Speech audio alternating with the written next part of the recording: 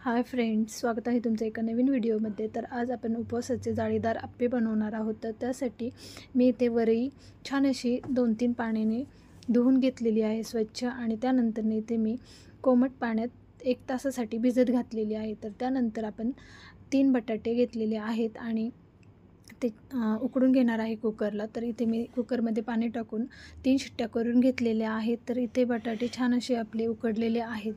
तर आता आपण पाहूयात, आपण भिजवलेली वरई 1 तासासाठी छान अशी भिजलेली आहे।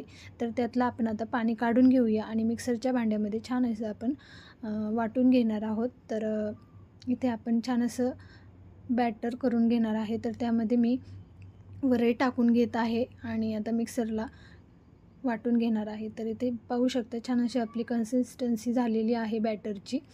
तर त्याचप्रमाणे आता मी सर्व वरई वाटून घेते आणि त्यानंतर इथे वरई वाटून झाल्याच्या नंतर बटाटेसुद्धा मी मिक्सरला फिरून घेणार आहे।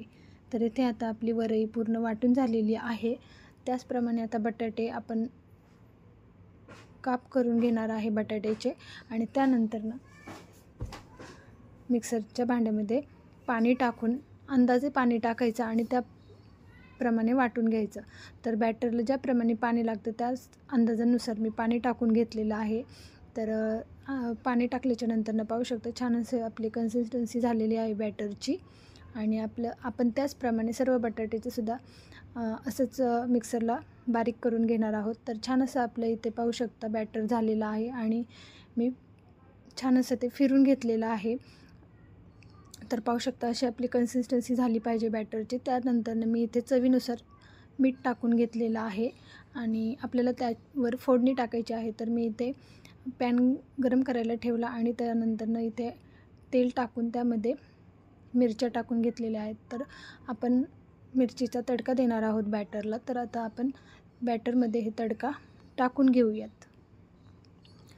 तर इथे छान असा आपण तडका दिलेला आहे बॅटरला आणि मिक्स करून घेतलेला आहे। त्यानंतर इथे मी घेतलेला आहे अर्धा चमचा सोडा खायचा, आणि त्यानंतर सोबतच लगेच आपण लिंबाचा रस टाकणार आहोत। तर मी 3 लिंबाचा रस घेतलेला आहे आणि छान असं मिक्स करून घेतलेलं आहे सर्व बॅटर चमच्याच्या साहाय्याने। तर आता आपण अप्पे तयार करायला घेणार आहोत आणि गॅस चालू करून मी अप्पे पात्र ठेवलेलं आहे गॅसवर, आणि त्यामध्ये थोडं चमच्याने तेल टाकून घेणार आहे। तर अप्पे पात्र छान असं आपलं गरम झालेलं आहे, आणि त्यानंतर आपण आता टाकणार आहोत बॅटर। चला तर मग आता आपण बॅटर टाकून घेऊयात।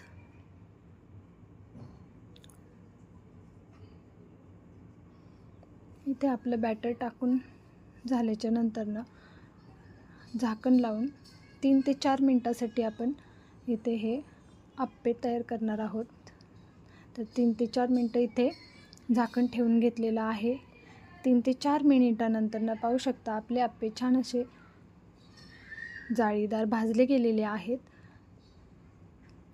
सर्व अप्पे मी उलटून घेते आणि दुसऱ्या साईडने वरून थोडंसं तेल टाकून घेणार आहोत।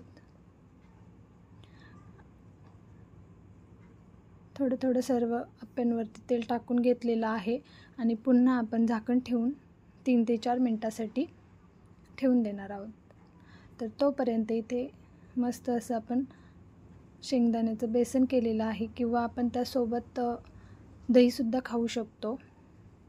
तर इथे पहा दुसऱ्या साईडने सुद्धा आपले अप्पे छान असे क्रिस्पी भाजले गेलेले आहेत। तर आता आपण ते काढून घेऊयात, डिशमध्ये सर्व करूयात, आणि पाहू शकता सर्व अप्पे मी काढून घेते। तर छान असे आपले अप्पे तयार झालेले आहेत उपवासासाठी। तर छान अशी रेसिपी तुम्ही पण ट्राय करा आणि कशी झाली ते नक्की सांगा। खूप छान लागते आणि आपले जाळीदार अप्पे तयार झालेले आहेत। तर चला तर मग भेटूया अशाच एका